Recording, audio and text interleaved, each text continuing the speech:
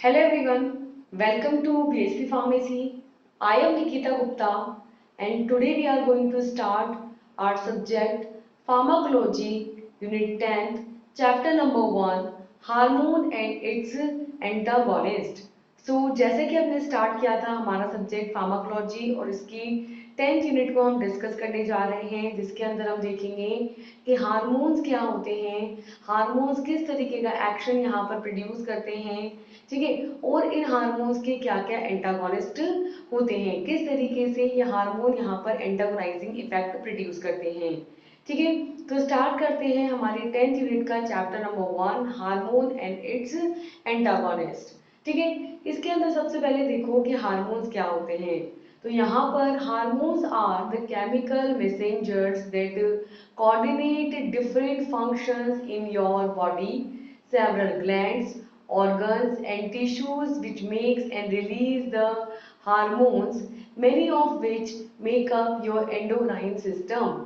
These hormones are produced by the glands in the endocrine system that regulates various bodily functions. They are released into the bloodstream and travels to target the organs and tissues where they exert their effect by binding to the specific receptors. These scientists have identified over 15 hormones in the body, human body so far. क्या कह रहे हैं, hormones क्या होते हैं? हमारे hormones जो हैं वो हमारे केमिकल मैसेंजर्स होते हैं जो कि हमारी बॉडी के अंदर डिफरेंट फंक्शंस को कोऑर्डिनेट करते हैं। दैट मीन्स हमारी बॉडी के अंदर डिफरेंट फंक्शंस परफॉर्म करते हैं कौन? हार्मोन्स। ठीक है, डिफरेंट ग्लैंड्स होती हैं जहाँ से रिलीज होते हैं, डिफरेंट ऑर्गन्स होते हैं, टिश्यूज होते हैं जहाँ से हार्मोन रिलीज होते हैं, जहाँ पर ये हार्मोन्स बनाए जाते हैं और इनमें से कई सारे जो है हमारा मिलकर के क्या बनाते हैं? पूरा एंडोक्राइन सिस्टम बनाते हैं। दैट मीन्स जो हमारा सिस्टम है जिसके अंदर हम हार्मोन्स को स्टडी करते हैं, उन हार्मोन्स को स्टडी करने वाला जो हमारा सिस्टम है उसको बोलते हैं हम यहाँ पर एंडोक्राइन सिस्टम। क्या बोलते हैं? Endocrine system. तो एंडोक्राइन सिस्टम से हम क्या समझते हैं कि एंडोक्राइन सिस्टम में हम स्टडी करते हैं हार्मोन्स और उनसे रिलेटेड रिलीज को, उनके एगोनिस्ट को और उनके एंटागोनिस्ट को। ठीक है, ये जो हार्मोन्स है ये हमारे वो केमिकल मैसेंजर्स होते हैं जो कि बॉडी के अंदर डिफरेंट फंक्शंस परफॉर्म करते हैं। ठीक है, डिफरेंट ऑर्गन्स को, डिफरेंट टिश्यूज को रेगुलेट करते हैं। ये जो हार्मोन्स होते हैं ये एंडोक्राइन सिस्टम डिफरेंट ग्लैंड्स के थ्रू प्रोड्यूस होते हैं और रिलीज होकर के डिफरेंट बॉडीली फंक्शंस परफॉर्म करते हैं, डिफरेंट बॉडी के फंक्शंस को रेगुलेट करते हैं। इस तरीके से ये हमारे ब्लड स्ट्रीम के अंदर रिलीज होते हैं और रिलीज होकर के हमारे टारगेट ऑर्गन्स तक, टिश्यूज तक ट्रैवल करते हैं और ट्रैवल करके जब स्पेसिफिक रिसेप्टर से ये बाइंड करते हैं तो बाइंड करके इनका एक पर्टिकुलर फार्माकोलॉजिकल एक्शन ये यहाँ पर प्रोड्यूस करते हैं। ठीक है, इस तरीके से हमारी ह्यूमन बॉडी के अंदर अभी तक 50 से भी ज़्यादा जो हार्मोन्स है उनको आइडेंटिफाई कर लिया गया है जो कि बॉडी के अंदर डिफरेंट रिसेप्टर से बाइंड करके डिफरेंट फंक्शंस यहाँ पर परफॉर्म करते हैं। ठीक है, तो इनको बोलते हैं हम यहाँ पर हार्मोन। और जो हार्मोन्स के अपोजिट एक्शन देंगे, हार्मोन्स को उनके पर्टिकुलर रिसेप्टर से बाइंड नहीं होने दे करके खुद जाके बाइंड हो जाएंगे और हार्मोन के एक्शंस को इनिबिट करेंगे, उनको बोलेंगे हम हार्मोन एंटागोनिस्ट। ठीक है, तो क्या होते हैं hormone antagonist? Hormone antagonists are the compounds that bind to the hormone receptors and block their activation by the endogenous hormone. Hormone antagonist वो कंपाउंड होते हैं जो कि स्पेसिफिक हार्मोन रिसेप्टर से बाइंड होकर के, ठीक है, endogenous hormones, sorry different hormone receptor से बाइंड होकर के, ठीक है, उन जो हार्मोन्स का एक्टिवेशन है उसको ये ब्लॉक कर देते हैं, हार्मोन के एक्शंस को इनिबिट कर देते हैं। ठीक है, तो इस तरीके से हार्मोन एंटागोनिस्ट जो है आपके कॉम्पिटिटिव रिसेप्टर ब्लॉकिंग एजेंट्स होते हैं जो कि अगर आपके रिसेप्टर से बाइंड हो जाएंगे अगर, तो यहाँ पर जब एंटागोनिस्ट बाइंड हो जाएगा तो जो एगोनिस्ट का एक्शन है वो यहाँ पर प्रोड्यूस नहीं होगा और जो एक्टिविटी, इंट्रिंसिक एक्टिविटी आनी चाहिए थी वो इंट्रिंसिक एक्टिविटी यहाँ पर नहीं आएगी। तो ऑब्वियसली जैसे आपके ड्रग्स के एंटागोनिस्ट होते हैं वैसे हार्मोन्स के जो एंटागोनिस्ट होते हैं वो पर्टिकुलर रिसेप्टर पर बाइंड होकर के आपकी मेन हार्मोन को बाइंड नहीं होने देते, जिसकी वजह से हार्मोन की वजह से जो एक्शन आना चाहिए था वो नहीं आता और उसके अपोजिट एक्शन यानी एंटागोनिस्टिक एक्शन यहाँ पर देखने को मिलता है। क्लियर है? Next is the physiological role of these hormone antagonist. ये हार्मोन एंटागोनिस्ट क्या यहाँ पर रोल प्ले करते हैं, तो इसके अंदर है कि hormone antagonist play a role in regulating the balance of hormone in the body. They can also act as in feedback inhibitors to prevent the excessive hormone production. ठीक है, हार्मोन एंटागोनिस्ट क्या होते हैं? हार्मोन एंटागोनिस्ट जो होते हैं आपकी body के अंदर रिलीज होकर के, ठीक है, हार्मोन्स को बॉडी के अंदर बैलेंस करते हैं, उसके बैलेंसिंग को रेगुलेट करते हैं।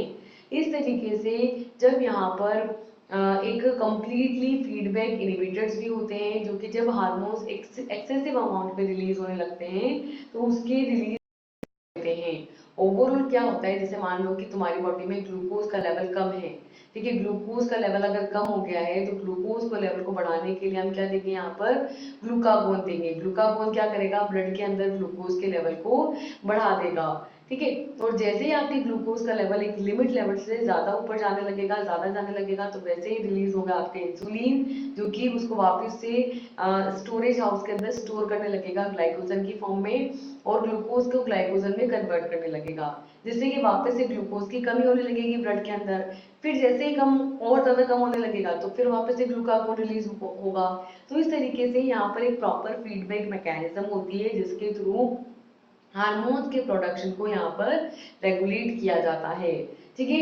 Next is the pathophysiological role of hormone antagonist. ये जो हार्मोन एंटागोनिस्ट है ये यहाँ पर किस तरीके से अपना रोल प्ले करते हैं, तो इसके अंदर है कि hormone antagonist can cause hormonal imbalance which leading to various disease such as infertility, osteoporosis and cancer.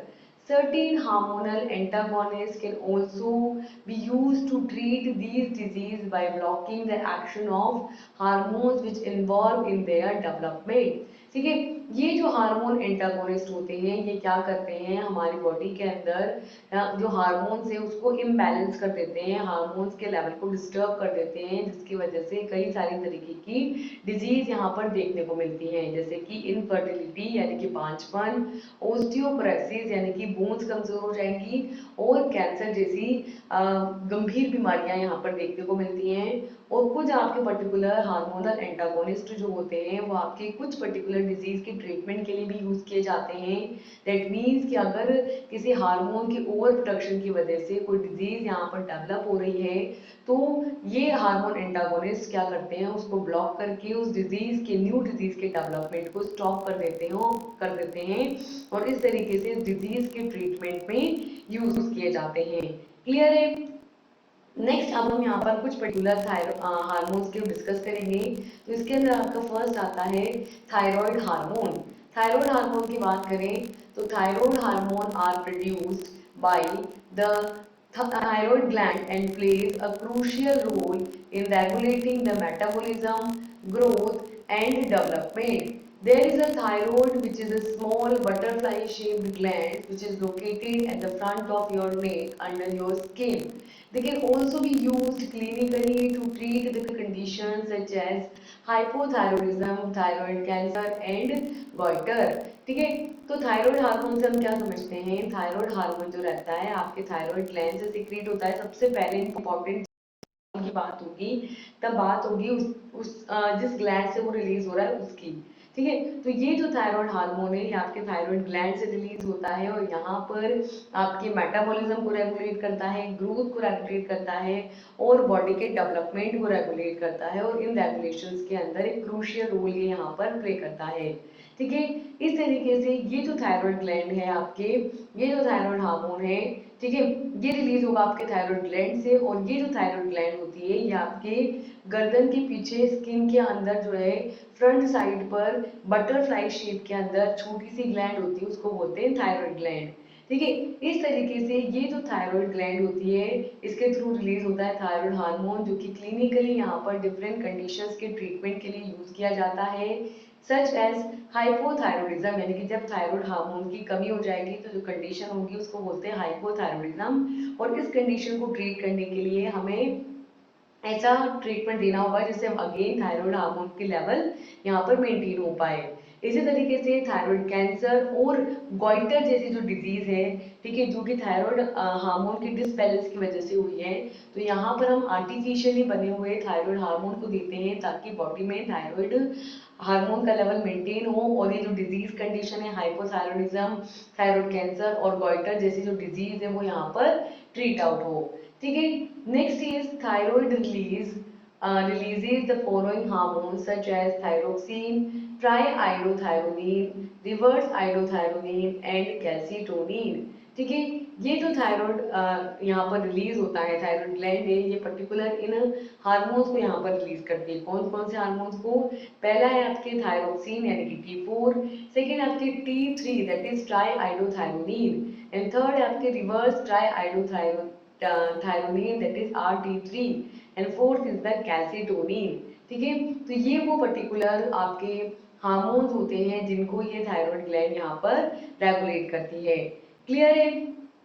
Next is the physiological role. अब ये अगर रिलीज होता है यहाँ पे थायराइड हार्मोन, तो ये करता क्या है, क्या रोल ये प्ले करता है? तो इसके फिजियोलॉजिकल रोल के अंदर है कि thyroid hormone play a vital role in regulating the metabolism, energy expenditures and body temperature. They also influence the heart rate, respiratory rate and other vital functions।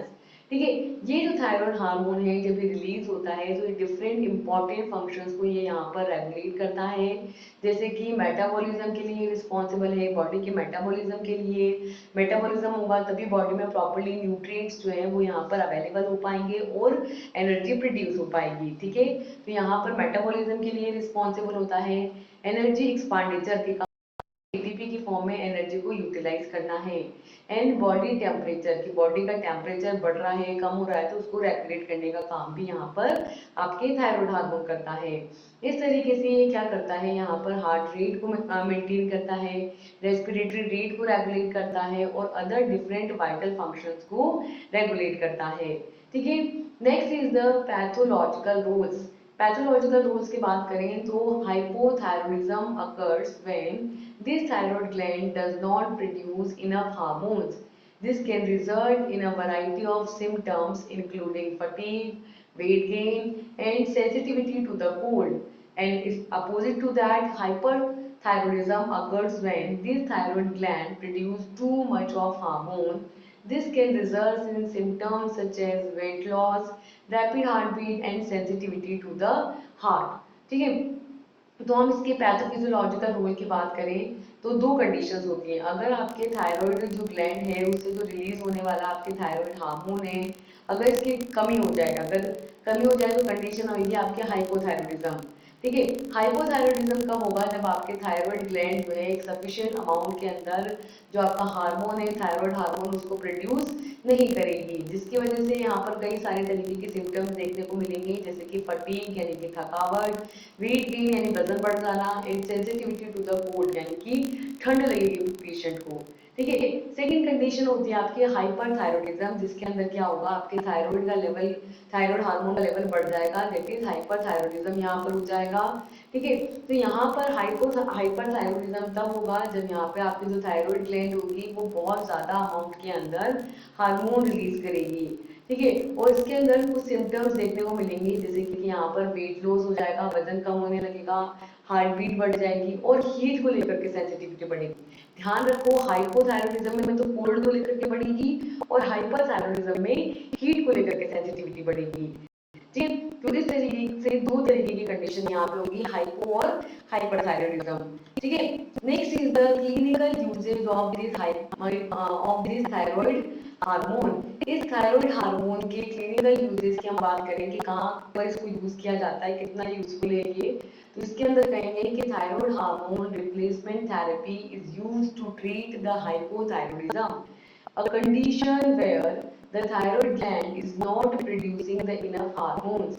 These thyroid hormones can also be used to treat the thyroid cancer by suppressing the production of thyroid stimulating hormone. These thyroid hormones are also used to treat the goiter, which is the condition where the thyroid gland enlarges, and by reducing the size of the gland, the hyperthyroidism can be treated with the medication that can reduce the thyroid hormone production and block the effect of the thyroid hormone। ठीक है, तो ये thyroid hormone क्या role play करता है, क्यों हमारे लिए जरूरी है थायराइड हार्मोन। तो ये जो थायराइड हार्मोन है, अगर इसकी कमी हो जाती है तो हम इसको रिप्लेसमेंट थेरेपी के थ्रू प्रोवाइड करते हैं।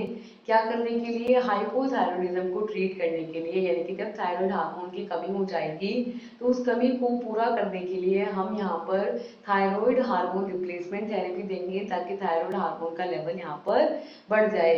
ये वो कंडीशन होती है जिसके अंदर आपकी जो थायराइड ग्लैंड होती है वो यहाँ पर प्रॉपरली काम नहीं कर रही होती और प्रॉपरली आपके हार्मोन को रिलीज नहीं कर रही होती।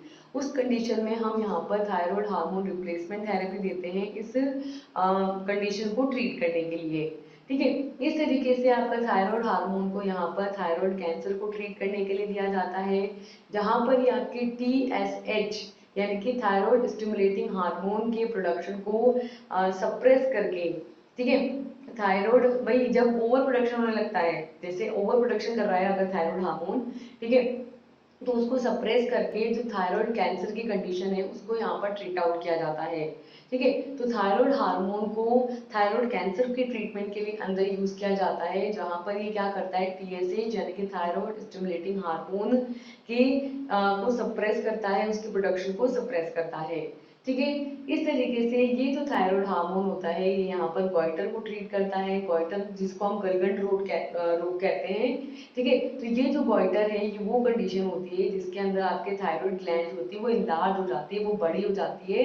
ठीक है, और जो ग्लैंड है उसका साइज यहाँ पर रिड्यूस हो जाता है। ठीक है, जो आपका ग्लैंड है वो यहाँ पर बड़ी होकर के जो मेन आपकी ग्लैंड है इसके अंदर, मतलब जो नेक साइज है वो बड़ा हो जाता है। आपने देखा होगा जिनको गॉइटर हुआ रहता है उनकी गर्दन ऐसे फुली हुई रहती है, और जो साइज रहता है ग्लैंड का वो यहाँ पर छोटा हो जाता है, उस कंडीशन को बोलते हैं गॉइटर।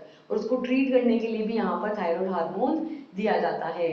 फोर्थ कंडीशन है कि जब हाइपरथायरॉयडिज्म होता है, यानी कि थायराइड ग्लैंड का लेवल, थायराइड हार्मोन का जो लेवल होता है थायराइड ग्लैंड से वो ओवर सीक्रेट हो रहा होता है, ज्यादा सीक्रेट हो रहा होता है, तो उसको ट्रीट करने के लिए यहाँ पर वो मेडिकेशन दी जाती हैं जो कि क्या करती हैं, थायराइड हार्मोन के लेवल को यहाँ पर कम कर देती हैं, थायराइड हार्मोन के लेवल का जो ओवर प्रोडक्शन हो रहा है उसको रिड्यूस कर देती है, या फिर थायराइड हार्मोन के जो इफेक्ट्स आ रहे होते हैं उन इफेक्ट्स को यहाँ पर ये क्या करता है, ब्लॉक कर देता है।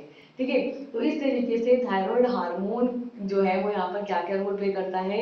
ठीक है, हाइपोथायरॉयडिज्म की कंडीशन को ट्रीट करता है, थायराइड कैंसर की कंडीशन को ट्रीट करता है, गॉइटर को ट्रीट करता है, और हाइपरथायरॉयडिज्म की कंडीशन को ट्रीट करता है।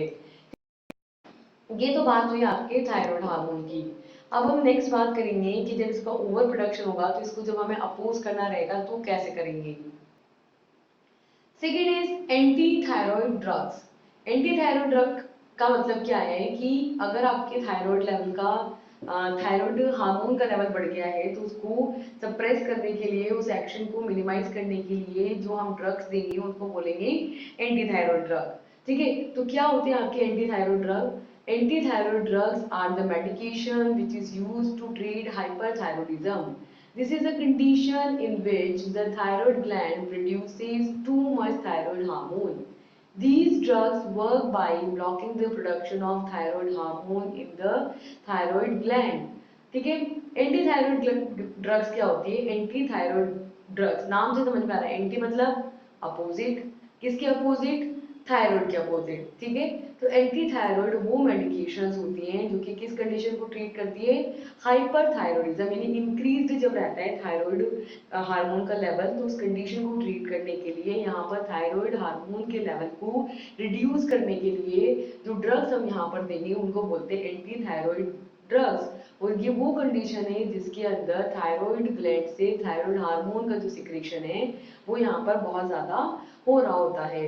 तो इस तरीके से ये जो ड्रग्स हैं ये क्या करती हैं, थायराइड ग्लैंड से थायराइड हार्मोन के प्रोडक्शन को ब्लॉक कर देती हैं, और थायराइड हार्मोन के प्रोडक्शन की क्या करती हैं, जो थायराइड हार्मोन का लेवल बढ़ा हुआ रहता है उसको सप्रेस करती हैं।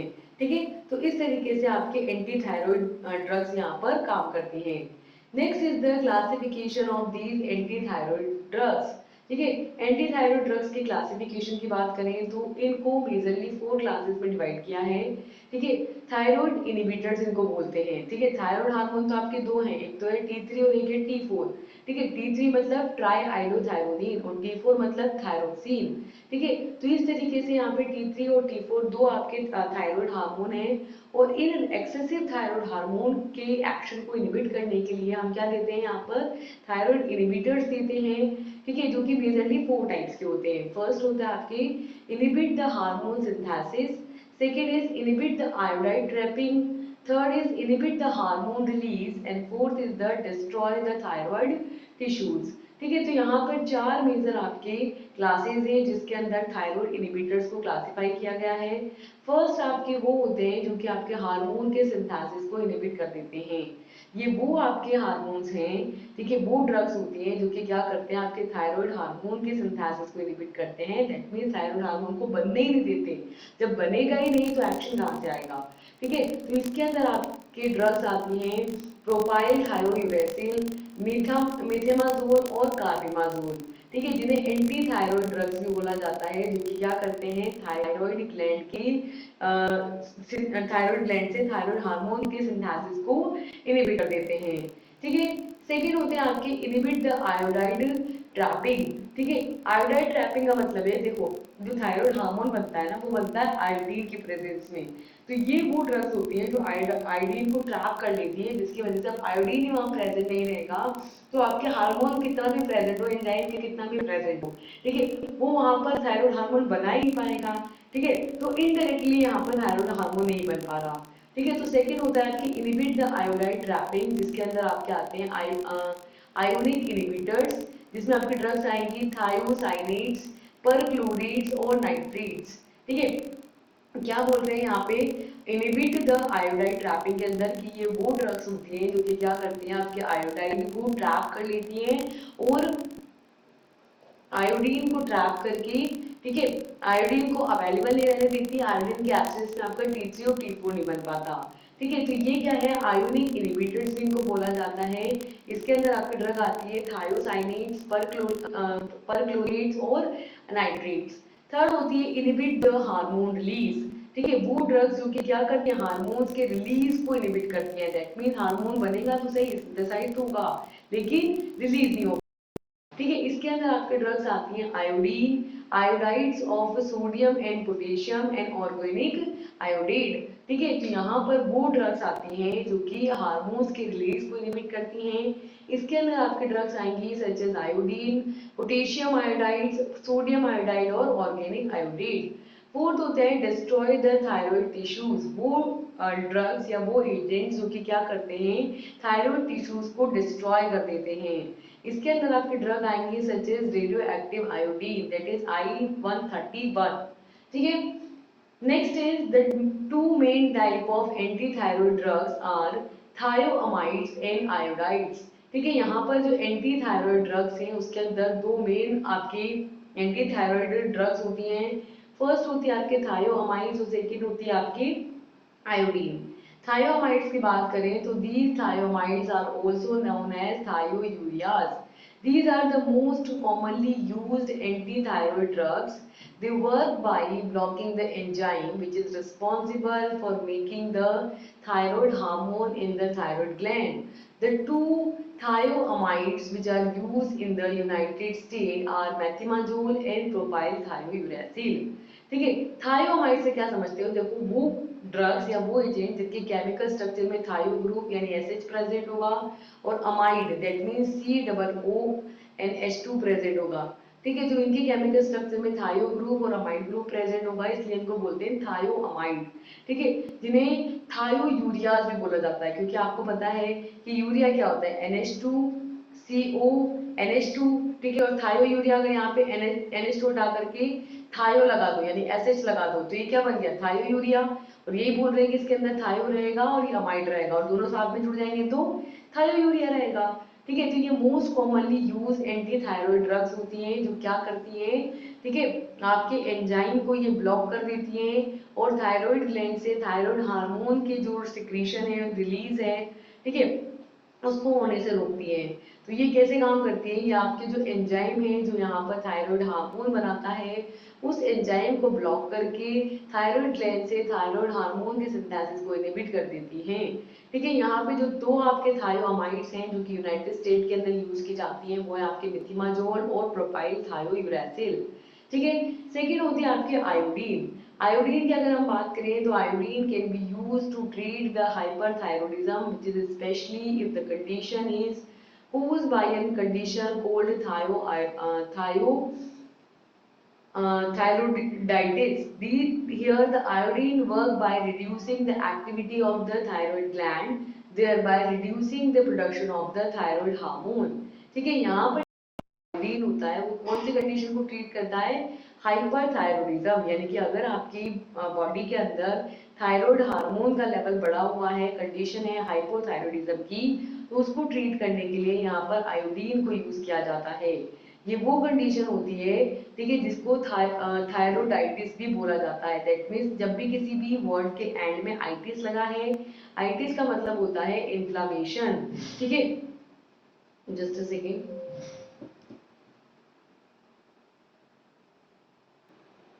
ठीक है, तो क्या बोल रहे हैं हम कि जो आपकी थायरोडाइटिस है, थायरोडाइटिस का मतलब क्या होता है, थायराइड प्लस आइटिस। आइटिस का मतलब होता है आपकी इन्फ्लामेशन। तो जब आपके थायराइड ग्लैंड के अंदर इन्फ्लामेशन होंगे तो उस कंडीशन को बोलेंगे हम थायरोडाइटिस। ठीक है, ये जो कंडीशंस होती हैं, इस कंडीशंस को ट्रीट भी यहाँ पर करने के लिए क्या दिया जाता है, आपकी आयोडीन दी जाती है। ये आयोडीन क्या करेगी है यहाँ पर, ये आयोडीन जो थायराइड ग्लैंड है उसकी जो एक्टिविटी है उसको रिड्यूस कर देगी और इस तरीके से थायराइड हार्मोन के प्रोडक्शन को रिड्यूस कर देगी। ठीक है, तो ओवरऑल यहाँ पर एंटी थायराइड ग्लैंड्स की फॉर्म में दो तरीके के ड्रग्स हम स्पेशली यूज करते हैं। फर्स्ट होते हैं आपके थायोमाइड्स और सेकेंड होते हैं आपके आयोडीन्स। ठीक है, जो कि आपकी स्पेशली एंटी थायराइड ड्रग्स होती है जो कि थायराइड ग्लैंड से थायराइड हार्मोन के बनने को, ठीक है, या आयोडीन है तो वो आपके स्पेशली थायरोडाइटिस और हाइपरथायरॉयडिज्म की कंडीशन को ट्रीट करती है, जहां पर ये थायराइड ग्लैंड की एक्टिविटी को रिड्यूस कर देती है और थायराइड हार्मोन के प्रोडक्शन को रिड्यूस कर देती है। थायराइड हार्मोन कम बनेगा तो आपके थायराइड एक्टिविटी भी कम देखने को मिलेगी। क्लियर है। नेक्स्ट जो आपके सेकेंड हार्मोन है यहाँ पर वो है पैराथार्मोन, जिसे बोलते हैं हम पीटीएच। पीटीएच की अगर हम बात करें, so this PTH, that is parathormone, is a hormone which is produced by the parathyroid gland that plays a crucial role in maintaining the calcium and phosphate level in the body. ठीक है, ये जो आपके parathyroid hormone है that is PTH है, ये वो hormone होता है जो आपके क्या करता है, पैराथायरॉयड ग्लैंड बनाता है। मतलब पैराथायरॉयड ग्लैंड से क्या बनता है, आपके parathyroid hormone that is PTH. ठीक है, और ये जो पीटीएच होता है ये यहाँ पर बॉडी के अंदर कैल्शियम और फोस्फेट के लेवल को मेंटेन करता है।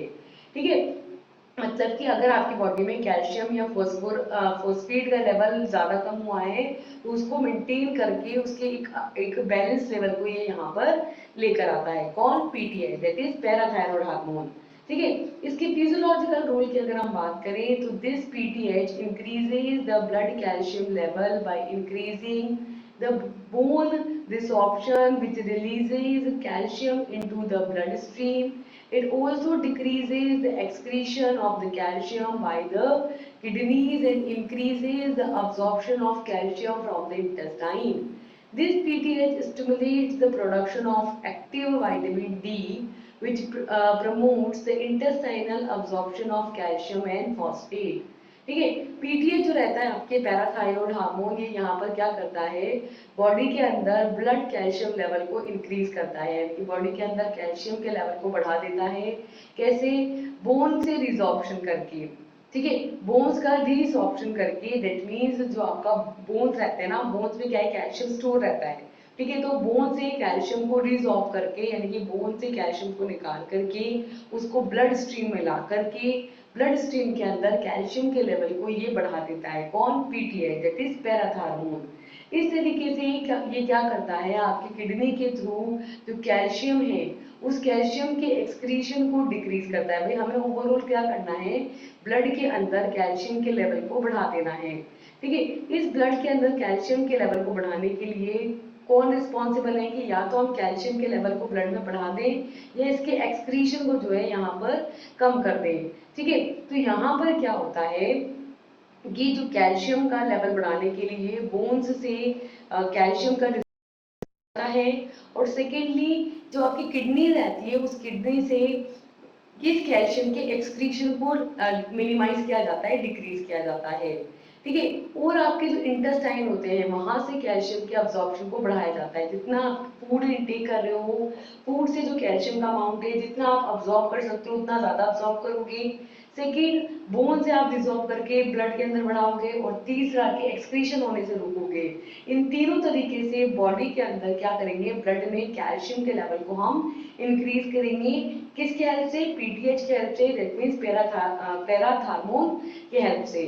ठीक है, ये जो पीटीएच रहेगा आपका पैराथार्मोन रहेगा, ये क्या करेगा, एक्टिव विटामिन डी के प्रोडक्शन को स्टिमुलेट करेगा, यानी कि विटामिन डी बनाएगा, जो क्या करेगा, अल्टीमेटली प्रमोट करेगा कैल्शियम और फोस्फेट के अब्जॉर्प्शन को, यानी कि इंटेस्टाइन से कैल्शियम और फोस्फेट के इंटेस्टाइनल अब्जॉर्प्शन को ये क्या करता है, यहाँ पर प्रमोट करता है।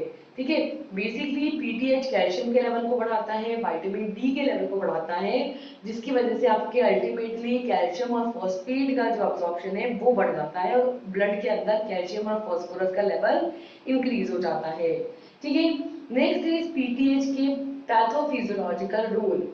Here, excessive secretion of PTH can lead to hyperthyroidism.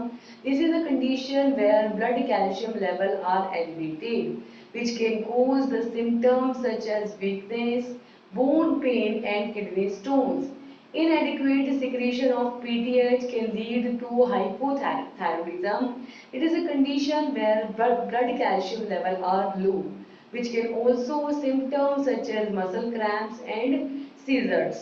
ठीक है, पैथोफिजियोलॉजिकल रोल की बात करें तो ये जो आपका पीटीएस रहता है, यानी कि पैराथार्मोन हार्मोन रहेगा, अगर इसका एक्सेसिव सिक्रीशन हो जाए, अगर ये बहुत ज्यादा सिक्रीट हो जाए तो क्या होगा, आपके ब्लड के अंदर कैल्शियम और फास्फोरस का लेवल ज्यादा हो जाएगा।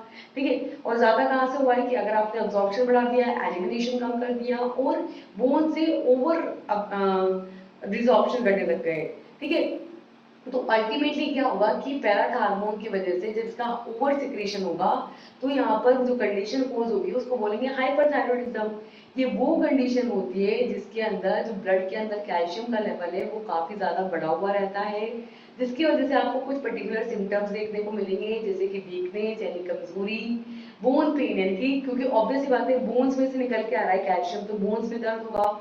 ठीक है, बोन पेन होगा। थर्ड, किडनी स्टोन्स, यानी कि अगर ओवर कैल्शियम होगा बॉडी में तो वो आपकी किडनी में जाके स्टोर हो जाएगा, और एक्सक्रीशन हो नहीं रहा पीटीएच के ओवर सिक्रीशन की वजह से, तो वो कहाँ स्टोर हो जाएगा, किडनी में। तो किडनी में क्या हो जाएंगे, स्टोन्स क्रिएट हो जाएंगे।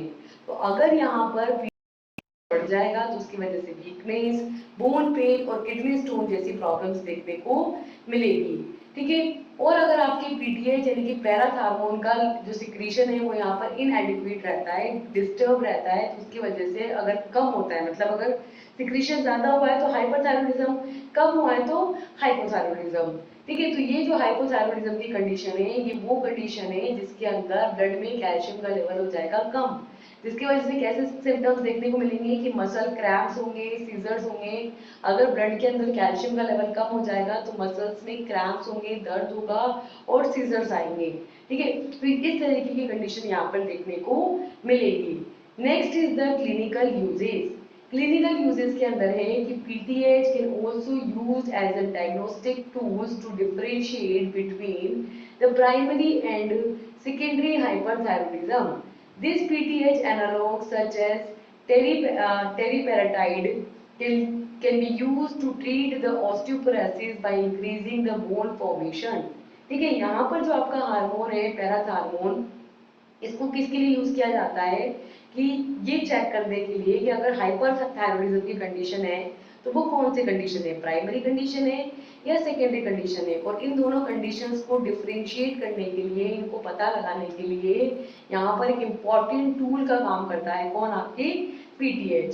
ठीक है, ये जो पीटीएच है ये यहाँ पर पीटीएच के एनालॉग्स यानी पीटीएच की ड्रग आती है, जैसे कि टेरीपेराटाइड, जिसको जब आपके बोन्स से देखो हाइपर, अगर हाइपर सिक्रीशन हुआ है पीटीएच का तो आपकी बोन्स कमजोर हो रही है ना, तो वहां पर बोन्स कमजोर हो रही है तो उसको वापस से बोन्स के फॉर्मेशन को इंक्रीज करने के लिए और ऑस्टियोपोरोसिस की कंडीशन को ट्रीट करने के लिए यहाँ पर जो ड्रग दी जाती है वो है आपकी टेरिपेराटाइड, जो कि क्या करती है आपकी जो ऑस्टियोपोरोसिस की कंडीशन है उसको ट्रीट आउट करती है। ठीक है, तो यहाँ पर पीटीएच एक तो प्राइमरी और सेकेंडरी हाइपरथायरॉयडिज्म को डायग्नोज करेगा और ऑस्टियोपोरोसिस की कंडीशन को ट्रीट करेगा। ठीक है, नेक्स्ट जो थर्ड आपके यहाँ पर हार्मोन आता है वो है कैल्सिटोनिन। कैल्सिटोनिन की बात करें तो calcitonin is an hormone which is produced by the C cells of the thyroid gland. It plays an important physiological and pathological role in the body and has several clinical uses. ठीक है, calcitonin जो है आपका वो hormone होता है जो कि थायराइड ग्लैंड की सी सेल्स से प्रोड्यूस होता है और प्रोड्यूस होकर के आपकी बॉडी के अंदर डिफरेंट फिजियोलॉजिकल और पैथोलॉजिकल रोल्स यहाँ पर प्ले करता है। इस तरीके से इस कैल्सिटोनिन के यहाँ पर डिफरेंट क्लिनिकल यूजेस देखने को मिलते हैं। ठीक है, तो बेसिकली क्या करेगा, थायराइड ग्लैंड की सी सेल से प्रोड्यूस होगा और बॉडी में डिफरेंट फंक्शन करेगा, जैसे कि तो फिजियोलॉजिकल रूल्स के अंदर आता है आपके फर्स्ट कि calcitonin helps to regulate the calcium and phosphate homeostasis in the body. Second, it decreases the concentration of calcium and phosphate in the blood by inhibiting the activity of osteoclasts, which are the cells that break down the bone tissues and releases calcium and phosphate into the blood. ठीक है, ये calcitonin क्या करता है, calcitonin जो है आपके body के अंदर कैल्शियम और फोस्फेट के लेवल को रेगुलेट करके होम्योस्टेसिस की कंडीशन को लेके आता है, यानी कि बॉडी में कैल्शियम और फोस्फेट के लेवल को रेगुलेट करता है। इस तरीके से जब आपकी बॉडी के अंदर कैल्शियम और फॉस्फोरस की कंसंट्रेशन बहुत ज्यादा हो जाती है तो उसको ये डिक्रीज कर देता है, उसको ये कम कर देता है और ऑस्टियोक्लास्ट सेल्स को यहाँ पर इनहिबिट करता है। ठीक है, ऑस्टियोक्लास्ट सेल जो कि ऑस्टियो का मतलब होता है बोन, बेटा ऑस्टियो का वर्ड का मतलब क्या होता है बोन, और क्लास्ट का मतलब होता है ब्रेकेज यानी कि तोड़ने वाला। ठीक है, तो यहाँ पर बोन्स को ब्रेक करके उसमें से कैल्शियम और फॉस्फोरस निकाला जा रहा है ना, तो उस कंडीशन को, उस एक्टिविटी को इनहिबिट करके कैल्शियम और फॉस्फोरस के लेवल को कम करके वापस से बोन्स में भेजा जाता है। ठीक है, तो यहाँ पर आपके जो बोन्स हैं उनका ब्रेकडाउन करके, बोन्स के टिश्यूज का ब्रेकडाउन करके ब्लड के अंदर कैल्शियम और फॉस्फोरस के एक अमाउंट को यहाँ पर रिलीज किया जाता है। ठीक है, और उसको रिलीज जब किया जाता है तो वहां पर बोन्स आपकी वीक हो जाती हैं, तो उस कंडीशन को ट्रीट करने के लिए वापस से कैल्शियम और फॉस्फोरस के लेवल को बोन्स के अंदर भेजने के लिए, ब्लड में से उसके लेवल को कम करने के लिए यहाँ पर कैल्सिटोनिन अपना रोल प्ले करता है। ठीक है, नेक्स्ट है इसका second pathological rule. Pathological rule की बात करें तो यहाँ पर elevated level of calcitonin can indicate the presence of thyroid cancer, especially medullary thyroid cancer, as these cancer cells produces excess amount of the hormone. In the rare cases, calcitonin can cause hypocalcemia, that is low level of calcium in the blood, which can also lead to muscle weakness, spasm and convulsions. ठीक है, क्या बोल रहे हैं कि अगर आपकी body के अंदर कैल्सिटोनिन का लेवल बढ़ गया, ठीक है, तो उसकी वजह से यहाँ पर क्या हो सकता है, थायराइड कैंसर की कंडीशन हो सकती है। तो यहाँ पर कैल्सिटोनिन का बढ़ा हुआ लेवल ये बताता है कि थायराइड कैंसर हुआ है, स्पेशली यहाँ पर कौन सा कैंसर होगा, मेडुलरी थायराइड कैंसर। और इसके अंदर जो कैंसर सेल्स होती है वो बहुत ही एक्सेस अमाउंट के अंदर की थायराइड हार्मोन बना रही होती है, और रेयर केसेस के अंदर ये जो कैल्सिटोनिन है इसकी वजह से हाइपोकैल्सीमिया भी हो सकता है, यानी कि ब्लड के अंदर कैल्शियम का लेवल कम हो सकता है, जिसकी वजह से क्या होगा, मसल वीकनेस यानी कि मसल्स कमजोर हो, स्पाज्म और कन्वर्जेंस यानी कि कन्वर्सिव कंडिशन आएगी, दैट मींस एपिलेप्सी की कंडीशन हो जाएगी। ठीक है, तो यहाँ पर अगर कैल्शियम कैल्सिटोनिन का लेवल बढ़ गया तो थायराइड कैंसर की कंडीशन होगी, और कैल्सिटोनिन का लेवल कम हो गया तो हाइपोकैल्सीमिया होगा। ठीक है, थायराइड कैंसर की जो कंडीशन होगी उसके अंदर आपके कैल्सिटोनिन का लेवल बढ़ा हुआ रहेगा, और जो आपके लेवल कम होता है अगर, तो कंडीशन आएगी हाइपोकैल्सीमिया। ठीक है, तो यहाँ पर अगर आपके कैल्शियम का लेवल ज़्यादा है तो थायराइड कैंसर हो जाएगा, और अगर कैल्सिटोनिन का लेवल आपकी कम है तो हाइपोकैलेमिया हो जाएगा, जिसकी वजह से मसल वीकनेस, स्पाज और कन्वर्जन जैसी कंडीशन देखने को मिल सकती है। नेक्स्ट इसकी क्लिनिकल यूजेस की इसको एज एन ड्रग किस कंडीशंस में दिया जाएगा। So this calcitonin is used as a medication to treat the osteoporosis. It is a condition in which the bones become weak and brittle. It can work by inhibiting the bone resorption and promoting the bone formation. It can also be used to treat the hypercalcemia, that is high level of calcium in the body which is associated with the malignancy, as it can also help to lower the blood calcium level. ठीक है, तो यहाँ पर calcitonin as a drug यहाँ पर as a medication दी जाती है, specially osteoporosis की कंडीशन को ट्रीट आउट करने के लिए।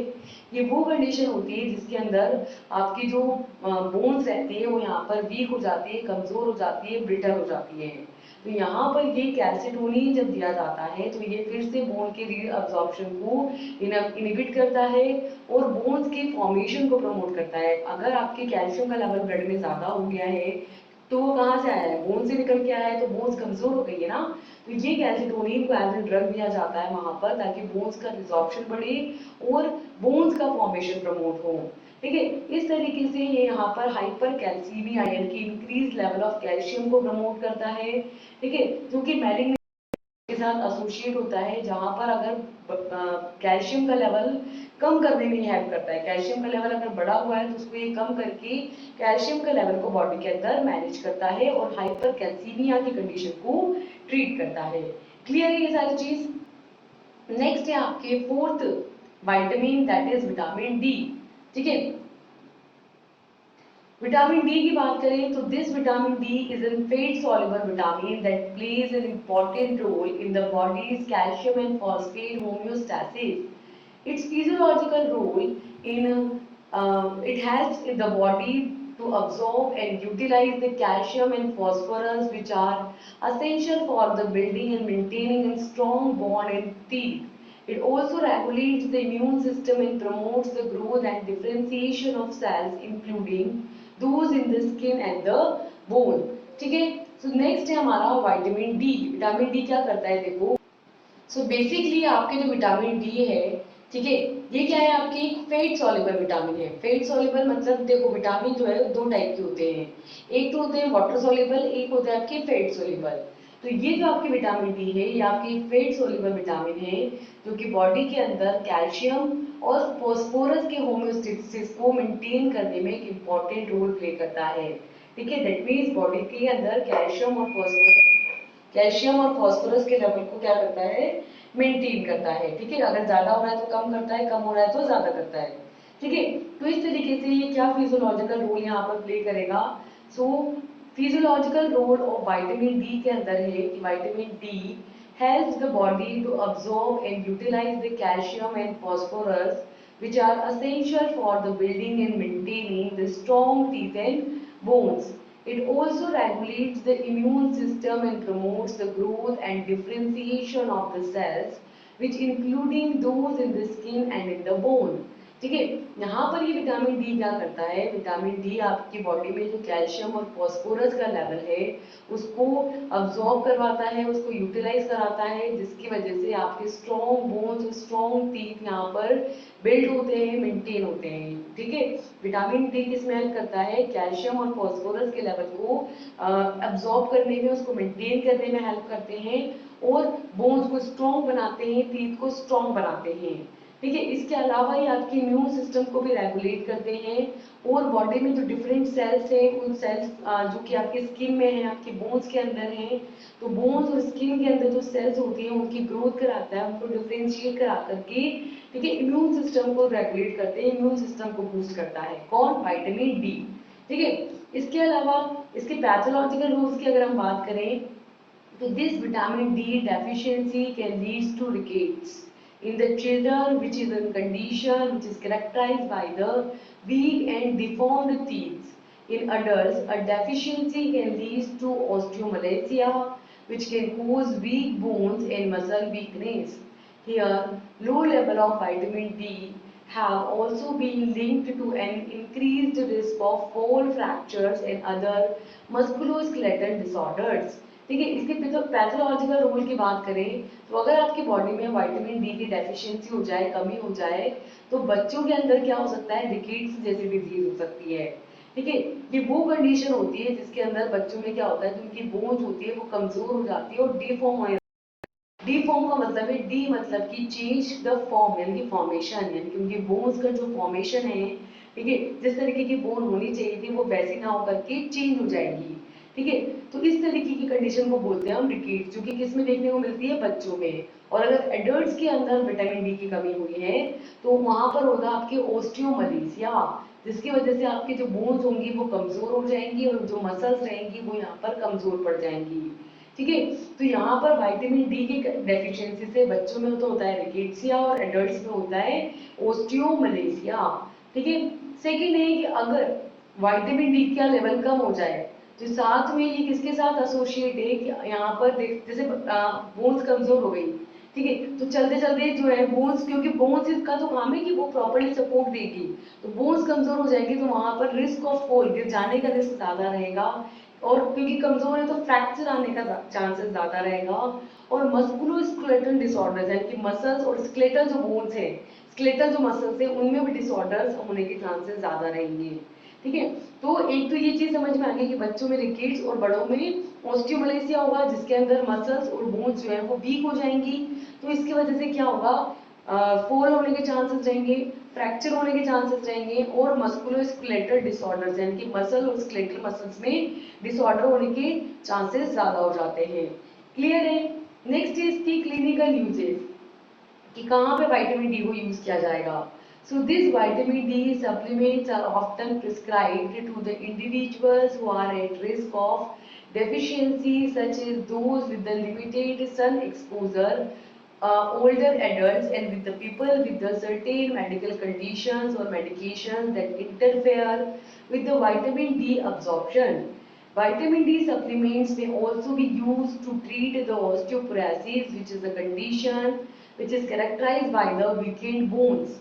ठीक है, तो यहाँ पर विटामिन बी के जो सप्लीमेंट्स होते हैं उनको मोस्ट ऑफ द उन पेशेंट्स को दिया जाता है, उन पर्सन्स को दिया जाता है जो बहुत ज्यादा डेफिशिएंसी जिनके अंदर हो जाती है विटामिन डी की। ठीक है, तो उनको एक लिमिटेड सन एक्सपोजर में रखा जाता है, उनको बोला जाता है कि लिमिटेड टाइम पीरियड के लिए सन के एक्सपोजर में आएंगे, स्पेशली जो ओल्डर एडल्ट्स रहते हैं जिनकी एज ज्यादा रहती है, या फिर जो किसी पर्टिकुलर मेडिकल कंडीशंस के अंदर हैं, कोई पर्टिकुलर मेडिकेशन ले रहे हैं, दवाई ले रहे हैं क्योंकि विटामिन डी के अब्जॉर्प्शन के साथ इंटरफेयर कर रही है, तो वहां पर आपको vitamin D as a supplement वहां पे देना रहता है। ठीक है, ये जो विटामिन डी का सप्लीमेंट यहाँ पर दिया जाता है ये ऑस्टियोपोरोसिस की कंडीशन को ट्रीट करता है, जिसके अंदर जो बोन्स होती हैं वो कमजोर हो जाती हैं। ठीक है, तो इस तरीके से विटामिन डी को जो सप्लीमेंट दिया जाता है वो आपके कब देते हैं, जब आपकी विटामिन डी का लेवल कम हो जाता है, विटामिन डी का अब्जॉर्प्शन है। ठीक है, और विटामिन डी देते वक्त एक स्पेशली एक और चीज ध्यान में रखी जाती है कि पेशेंट को बोलते हैं कि भाई सन के एक्सपोजर में आइए प्रॉपर्ली, और ऑस्टियोपोरोसिस की कंडीशन के ट्रीटमेंट में इसको यूज किया जाता है। क्लियर है ये सारी चीजें। तो इसी के साथ हमारा ये लेक्चर होता है यहाँ पर कंप्लीट। ठीक है, इस लेक्चर के अंदर हमने स्टार्ट किया था कि कौन कौन से हार्मोन्स हैं और उनके एंटागोनिस्ट होते हैं जो कि क्या क्या रोल प्ले करते हैं। तो सबसे पहले हमने समझा कि हार्मोन क्या होते हैं, हार्मोन के एंटागोनिस्ट क्या होते हैं। ठीक है, हार्मोन के एंटागोनिस्ट दो तरीके का रोल प्ले करते हैं, फिजियोलॉजिकल और पैथोलॉजिकल। तो फिजियोलॉजिकल रोल क्या है और पैथोलॉजिकल रोल क्या है, इसके अंदर फिर हमने डिस्कस किया। फर्स्ट हार्मोन थायराइड हार्मोन, ठीक है, second anti thyroid drugs, then parathyroid hormone, then calcitonin hormone, and last में विटामिन डी हार्मोन। ठीक है, जिनके पैथोलॉजिकल और फिजियोलॉजिकल दोनों condition and specially clinical uses को हमने यहाँ पर डिस्कस किया है। तो इसी के साथ हमारा ये लेक्चर होता है यहाँ पर कंप्लीट। अब हम मिलेंगे नेक्स्ट लेक्चर के साथ जहाँ पर और जो रिमेनिंग हमारे हार्मोन्स हैं और उनके एंटागोनिस्ट हैं उनको हम यहाँ पर डिस्कस करेंगे। तो मिलते हैं नेक्स्ट लेक्चर के साथ। Till then thank you and all the best, bye bye.